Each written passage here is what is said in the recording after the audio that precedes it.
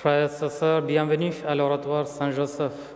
Cette messe est recommandée par Madame Jeannette Dudas-Dual aux intentions de Madame Blanche Leblanc. Nous sommes rassemblés au nom du Père et du Fils et du Saint-Esprit. La grâce de Jésus notre Seigneur, l'amour de Dieu le Père et la communion de l'Esprit Saint soient toujours avec vous.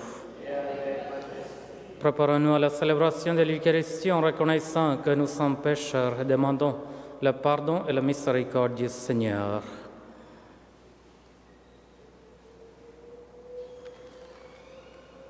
Seigneur, accorde-nous ton pardon. Montre-nous ta miséricorde. Que Dieu Tout-Puissant nous fasse miséricorde, qu'il nous pardonne nos péchés et nous conduise à la vie éternelle. Prions le Seigneur. Dans ton amour inépuisable, Dieu éternel et tout-puissant, tu combles ceux qui t'implorent, bien au-delà de leurs mérites et de leurs désirs. Répands sur nous ta miséricorde en délivrant notre conscience de ce qui l'inquiète et en donnant plus que nous n'osons demander. Par Jésus-Christ notre Seigneur et notre Dieu, qui vit et règne avec toi et le Saint-Esprit, maintenant et pour le siècle des siècles.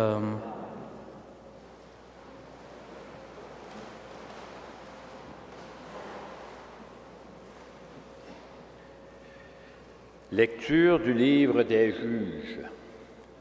En ces jours-là, tous les notables de Sichem et ceux de la maison du terre-plein se réunirent et vinrent proclamer roi Abimélec, près du chêne de la pierre dressée qui est à Sichem.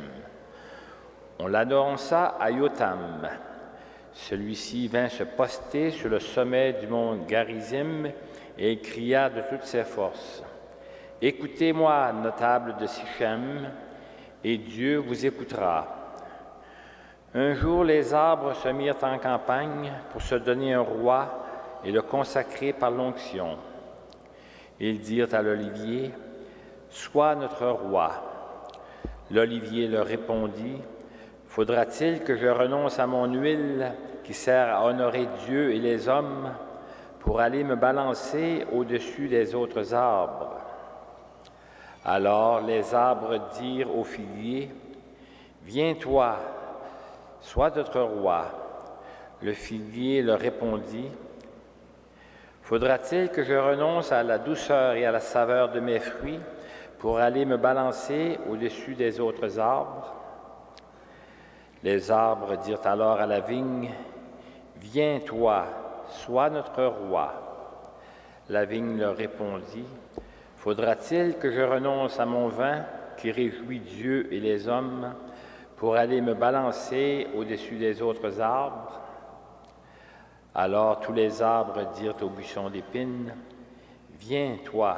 sois notre roi. » Et le buisson d'épines répondit aux arbres, « Si c'est de bonne foi que vous me consacrez par l'onction pour être votre roi, venez vous abriter sous mon ombre. Sinon, qu'un feu sorte du buisson d'épines et dévore jusqu'au cèdre du Liban. » Parole du Seigneur.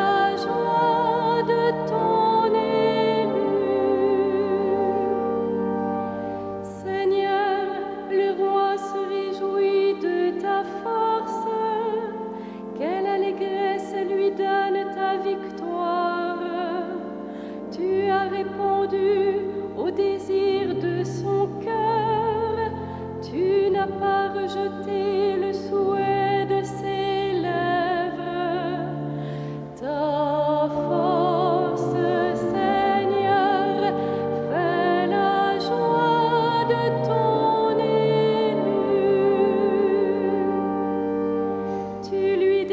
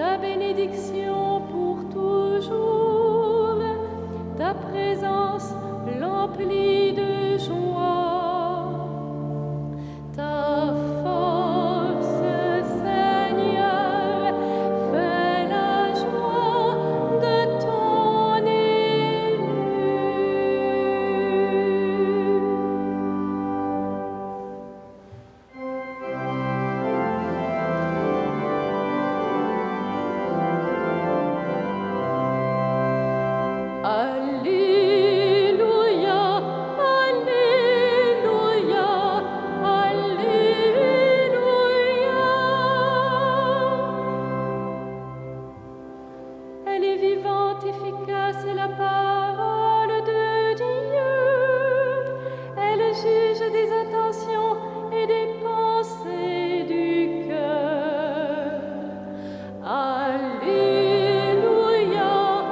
Alléluia, Alléluia.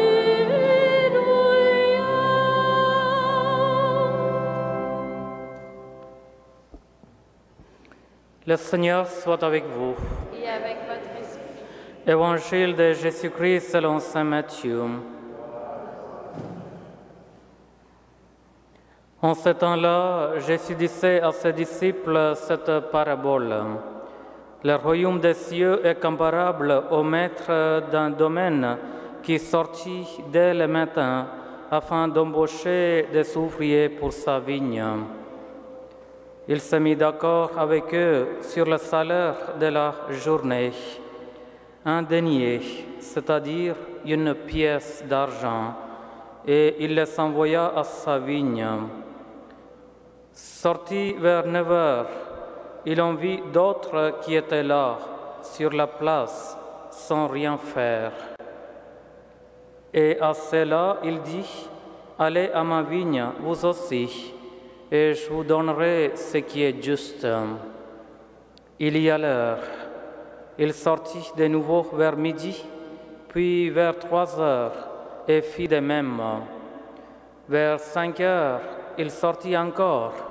On trouva d'autres qui étaient là et leur dit, « Pourquoi êtes-vous restés là toute la journée sans rien faire ?» Ils lui répondirent, « Parce que personne ne nous a embauchés. » Il leur dit, « Allez à ma vigne, vous aussi. » Le soir venu, le maître de la vigne dit à son intendant, « Appelle les ouvriers et distribue le salaire, en commençant par les derniers pour finir par les premiers. » Ceux qui avaient commencé à 5 heures s'avancèrent et reçurent chacun une pièce d'un denier. Quand vint le tour des premiers, ils pensaient recevoir davantage, mais ils reçurent eux aussi chacun une pièce d'un denier. En le recevant, ils récriminaient contre le maître du domaine. Ceux-là, le dernier venu, n'ont fait qu'une heure, et tu le traites à l'égal de nous, qui avons enduré le point du jour et de la chaleur. Mais le maître répondit à l'un d'entre eux, « Mon ami, je ne suis pas injuste envers toi. N'as-tu pas été d'accord avec moi pour un denier? Prends ce qui te revient et va-t'en. Je veux donner au dernier venu autant qu'à toi. N'ai-je pas le droit de faire ce que je veux de mes biens? Ou alors ton regard est-il mauvais parce que moi je suis bon? C'est ainsi que les derniers seront premiers et les premiers seront derniers. » Acclamons la parole de Dieu. Louange à toi, Seigneur Jésus.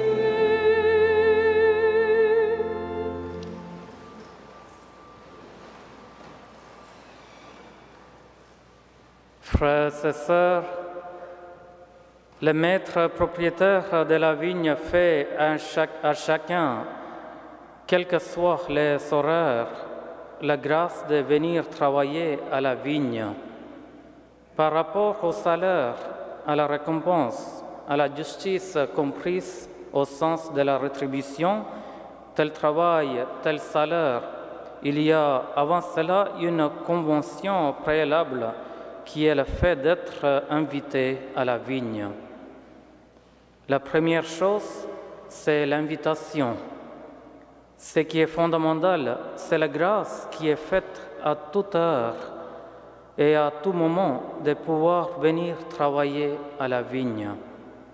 Il suffit de regarder l'histoire du monde pour s'apercevoir que l'appel au salut retentit dans l'histoire. Cet appel a commencé avec Abraham, et il continue. La première chose qu'il faut considérer, c'est la grâce par laquelle on est appelé. Avant le système de rétribution à l'intérieur de cette invitation, c'est l'invitation qui est première. C'est le contrat de confiance avant la manière concrète de le réaliser par un salaire. C'est fondamental. Dans toutes les grandes décisions de notre vie, le contrat confiance est la réalité première par rapport à la suite des modalités dans lesquelles il va être appliqué. Les premiers appelés n'ont pas vu la grâce qui était faite à leurs autres frères de venir eux aussi travailler à la vigne. Ils n'ont considéré le travail de la vigne que sous leur aspect personnel. C'est nous les premiers, c'est nous qui avons travaillé. La pointe de cette parabole, c'est le moment où les ouvriers disent au maître, nous, on est les vrais ouvriers, eux, ce ne sont pas des vrais. Le péché des ouvriers à travers la récrimination, c'est de considérer qu'il y a une catégorie d'hommes qui ne compte pas. Les ouvriers de la première heure créent la rupture et la séparation entre eux et les autres. Ce problème est fondamental. C'est le problème de l'élection au sens théologique du terme, c'est-à-dire être appelé. Est-on appelé par souci de se distinguer des autres, de se mettre dans la différence avec les autres et de créer la rupture? En fait, quand on voit les autres qui sont appelés, même plus tard, on devrait avoir le réflexe de nous réjouir en disant « Nous avions été appelés, mais c'est magnifique que d'autres soient aussi appelés plus tard. » Cette parabole est traditionnellement comprise comme le rapport d'Israël avec la mission auprès des païens. Il faudra tenir compte de ce qu'implique la profondeur et l'exigence de cette parabole. Toute la tradition, aussi bien juive que chrétienne, présente la foi et la relation avec Dieu comme un don et comme une grâce. Cela ne permet pas que la grâce et la religion créent une coupure à l'intérieur de l'humanité. Même si, pour l'instant, il y a des gens qui ne sont pas encore appelés, cela ne justifie pas de la part de celles qui sont appelées de traiter les autres comme s'ils n'étaient rien, parce qu'ils ne sont pas croyants ou qu'ils n'ont pas répondu à l'appel. C'est vrai qu'il faut à la fois tenir que l'appel que nous avons reçu exige que nous soyons véritablement des membres qui travaillent à la vigne de Dieu, que nous portions les points du jour et de la chaleur si effectivement depuis l'enfance nous avons été baptisés. Mais en même temps, cette grâce, ce travail à la vigne ne nous donne aucune supériorité. Les autres sont potentiellement appelés. Le projet salvifique de Dieu se déploie chaque jour et on devrait avoir la confiance en Dieu qui accueille avec patience. En ce mois de Saint-Frère-André de l'Oratoire Saint-Joseph, nous mettons notre confiance en Dieu. Nous ne voulons pas abandonner quelqu'un qui vient vers nous, car Dieu lui-même n'abandonne personne. Le Saint-Frère André de l'Oratoire disait « Mettez-vous entre les mains du bon Dieu, il n'abandonne personne. » Amen.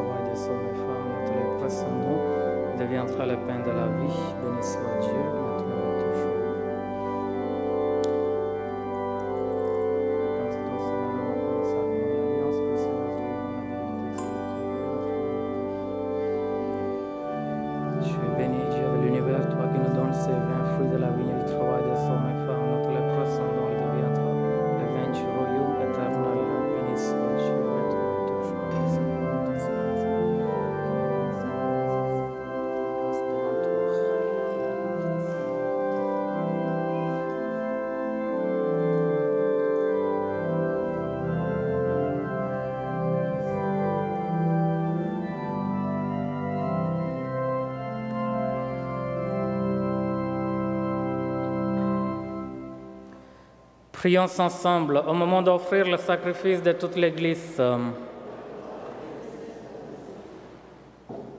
Accepte, Seigneur, le sacrifice que tu nous as donné dans le mystère que nous célébrons pour te rendre grâce. Sanctifie les hommes et les femmes que tu as sauvés par ton Fils, par Jésus le Christ, notre Seigneur. Le Seigneur soit avec vous. Élevons notre cœur. Rendons grâce au Seigneur, notre Dieu. Vraiment, il est juste et bon de te rendre gloire, de t'offrir notre action de grâce toujours et en tout lieu, de t'offrir notre action de grâce à toi, Père très saint, Dieu éternel et tout-puissant, par le Christ notre Seigneur. En lui, tu as voulu que tout soit rassemblé et tu nous as fait partager la vie qu'il possède en plénitude. Lui qui est vraiment Dieu, il s'est anéanti pour donner au monde la paix par le sang de sa croix, élevé au-dessus de toute créature. Il est maintenant le salut pour tous ceux qui écoutent sa parole. C'est pourquoi, avec les anges et les archanges, avec la puissance d'en haut et tous les esprits bienheureux, nous chantons l'hymne de ta gloire et sans fin nous proclamons.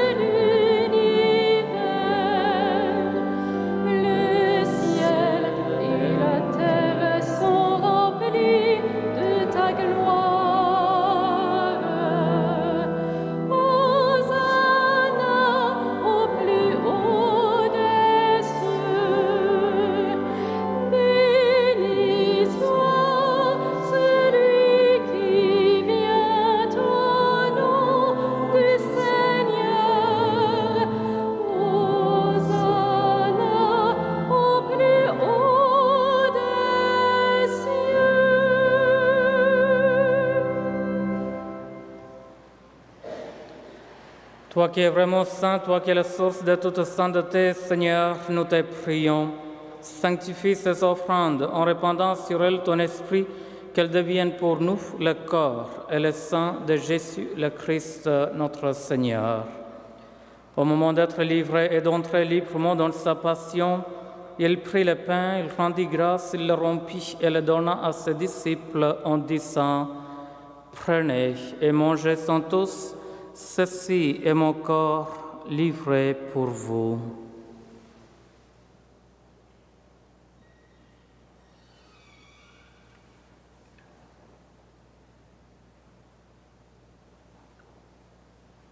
De même, à la fin du repas, il prit la coupe, de nouveau il rendit grâce et le donna à ses disciples en disant « Prenez et buvez-en tous, car ceci est la coupe de mon sang, le sang de l'alliance nouvelle et éternelle qui sera versé pour vous et pour la multitude en rémission des péchés. Vous ferez cela en mémoire de moi. »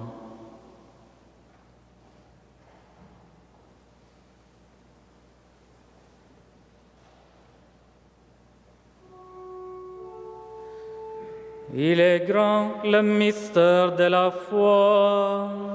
Nous proclamons ta mort, Seigneur Jésus. Nous célébrons ta résurrection. Nous attendons ta venue dans la gloire.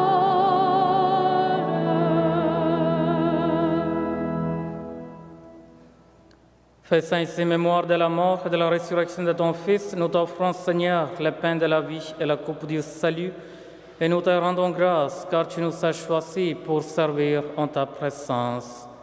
Humblement, nous te demandons qu'en ayant part au corps et au sang du Christ, nous soyons rassemblés par l'Esprit Saint en un seul corps. Souviens-toi, Seigneur, de ton Église répandue à travers le monde. Fais-le grandir dans ta charité avec le pape François, notre évêque Christian, et ses auxiliaires Thomas et Alain, et tous ceux qui ont la charge de ton peuple. Souviens-toi aussi de nos frères et sœurs qui se sont endormis dans l'espérance de la résurrection et de tous les hommes et femmes qui ont quitté cette vie. Reçois-les dans ta lumière auprès de toi. Sur nous tous, enfin, nous implorons ta bonté. Permets qu'avec la Vierge Marie, la bienheureuse Mère de Dieu, Saint Joseph, son époux, avec les apôtres et les saints de tout le temps, Saint Frère André et bienheureux Basile Moreau, qui ont vécu dans ton amitié, nous ayons part à la vie éternelle et que nous chantions ta louange par Jésus-Christ, ton Fils bien-aimé. Par lui, avec lui et en lui, à toi, Dieu le Père Tout-Puissant, dans l'unité du Saint-Esprit, tout honneur et toute gloire pour les siècles des siècles. Unis dans le même esprit, nous osons dire la prière que Jésus nous a donnée. Notre Père, qui es aux cieux, que ton nom soit sanctifié, que ton règne vienne, que ta volonté soit faite sur la terre comme au ciel. Donne-nous aujourd'hui notre pain de ce jour. Pardonne-nous nos offenses, comme nous pardonnons aussi à ceux qui nous sont offensés, et ne nous soumets pas à la tentation, mais délivre-nous du mal. Délivre-nous de tout mal, Seigneur, et donne la paix à notre temps. Par ta miséricorde, libère-nous du péché, rassure-nous devant les épreuves en cette vie, où nous espérons le bonheur que tu promets, et l'avènement de Jésus-Christ, notre Sauveur.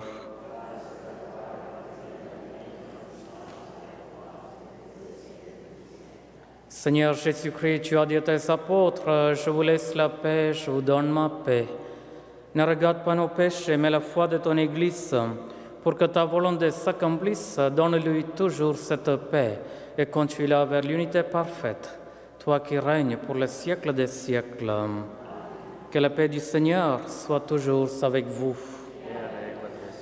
Chers frères et sœurs, dans la charité du Christ, partagez-vous un signe de paix de Dieu.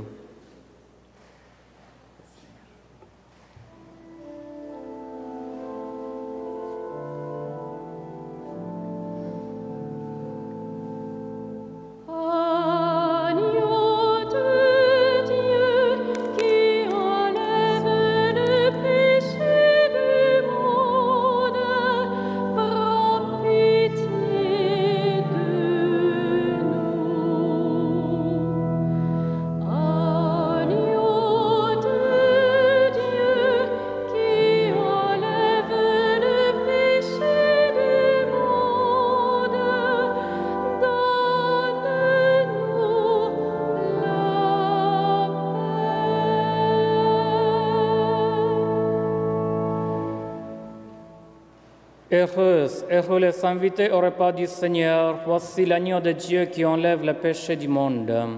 Seigneur, je ne suis pas digne de te recevoir, mais dis seulement une parole et je serai guéri. Que le corps du Christ nous garde pour la vie éternelle. Amen.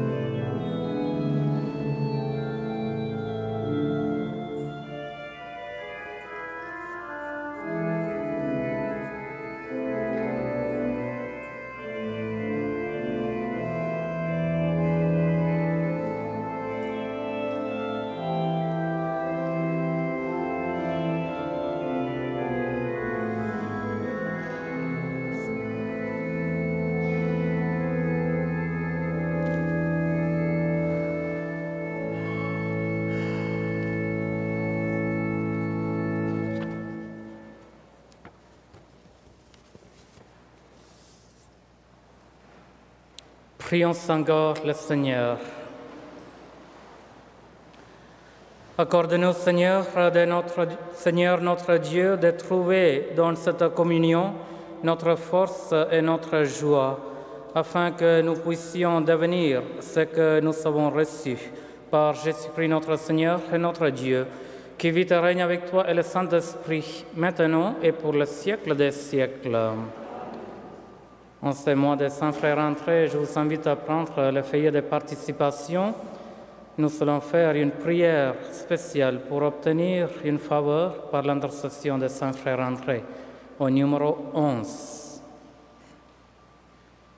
Saint-Frère André, nous célébrons ta présence parmi nous.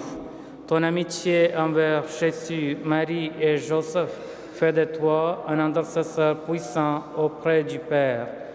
La compassion relie tes paroles au cœur de Dieu.